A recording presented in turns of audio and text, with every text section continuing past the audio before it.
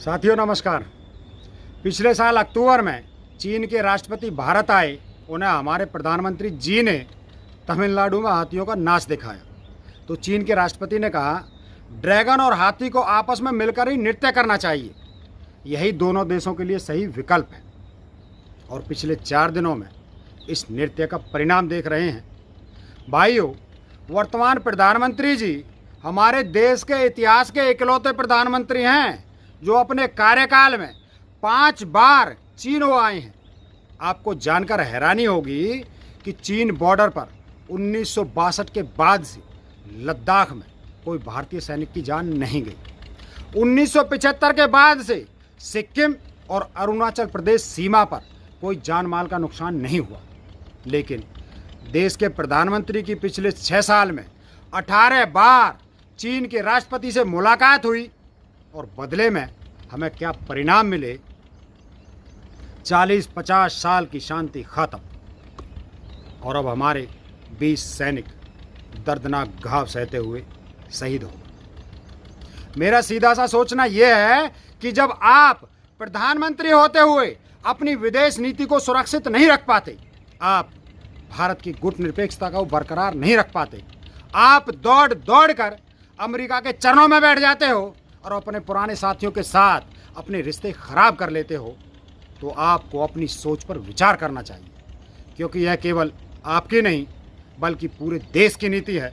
आप तो 2-5 साल बाद गुफा में बैठ जाओगे, पर भुगतना पड़ेगा हमारे देश के बच्चों को।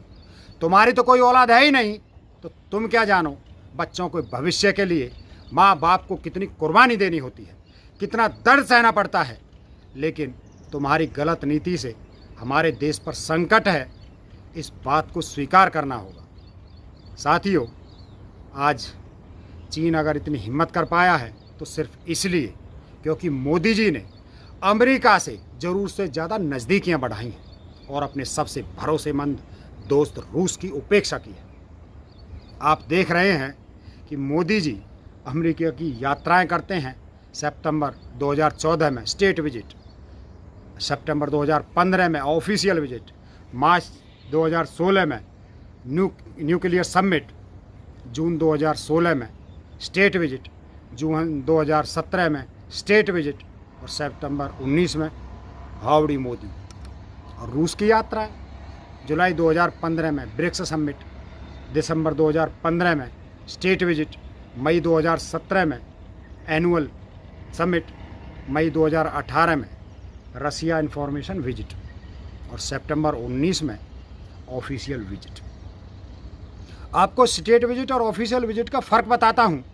राजनीति के एक विद्वान शिक्षक ने बताया कि स्टेट विजिट वो होती है जो राष्ट्र अध्यक्ष की उपस्थिति में होती है, मतलब सर्वोच्च राजनेता शामिल होते हैं, और ऑफिशियल विजिट में अन्य मंत्री या अधिकारी शामिल होते हैं। तो साफ जाहिर है कि सबसे बड़े निर्णय स्टेट विजिट में होते हैं, ना कि ऑफिशियल विजिट में। अब आप देखेंगे कि मोदी जी की 6 यात्राएं अमेरिका की होती हैं, जिनमें 3 स्टेट विजिट हैं, और रूस में 5 विजिट में से सिर्फ 1 स्टेट विजिट की आपने।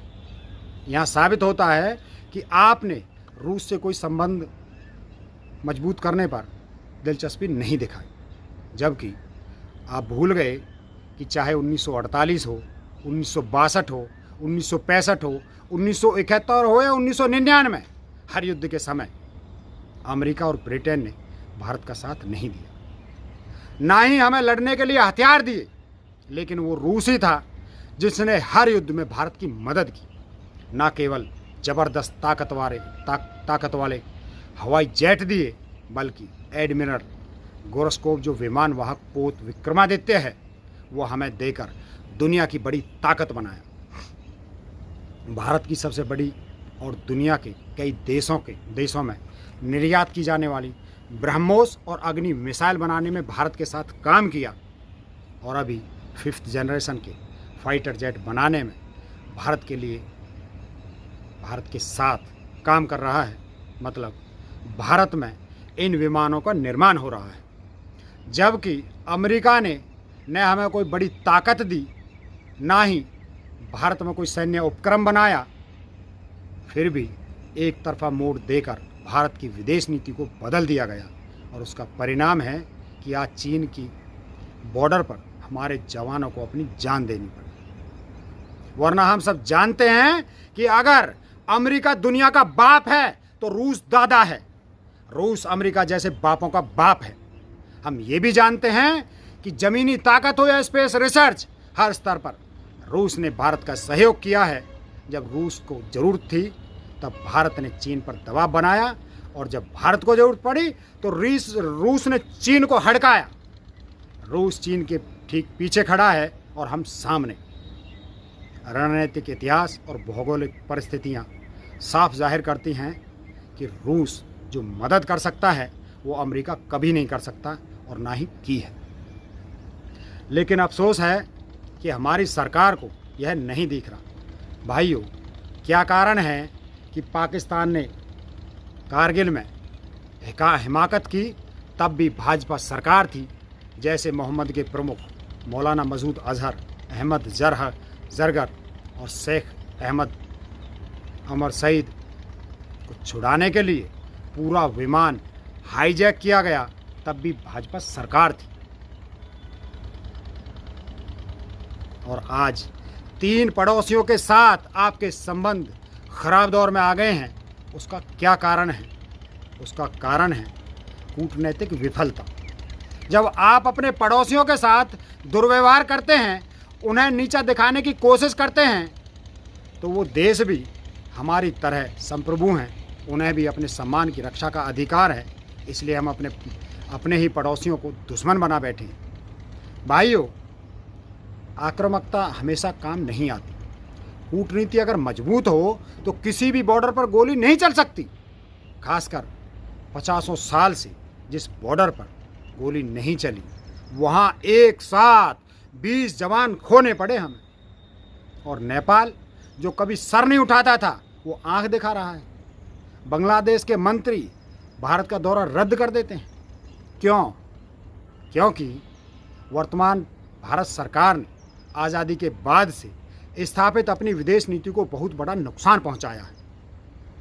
इसी का कारण है कि हम अपने पड़ोसियों का भरोसा खो रहे हैं और उनको दुश्मनों के साथ बैठने पर मजबूर कर रहे हैं। नेहरू जी ने जो किया वो अगर गलत लग रहा है तो सही करके दिखाओ। बाप को गाली देना तो औलाद को बड़ा आसान लगता है कि मेरी परवरिश अच्छी नहीं की तुमने, मुझे अच्छा घर नहीं दिया, अच्छे स्कूल में नहीं पढ़ाया, महंगे कपड़े नहीं पहनाए। लेकिन औलाद ये भूल जाती है कि अपनी ज़बान से जो बात कर सको ये ताकत दी तुम्हारे बाप ने। तुम अपने पैरों पर खड़े हो सको वो हिम्मत दी तुम्हारे बाप ने। तुम अच्छा बुरा देख सको, तुम्हारी आंखों में वो पानी दिया तुम्हारे बाप ने। और बाप को गाली दे सको, इतनी आज़ादी भी दी तुम्हारे बाप ने। उन हालातों में जिनमें तुम पैदा भी नहीं हुए थे, उन हालातों में भी तुम्हें ज़िंदा रखा तुम्हारे बाप ने। अब अगर तुम में कुव्वत है तो खुद कुछ करके दिखाओ और बताओ दुनिया को कि ये तुमने बेहतर किया तुम्हारे बाप से। तब हम भी देखेंगे और ज़माना भी देखेगा कि क्या पैदा किया तुम्हारे बाप ने। जय हिंद दोस्तों।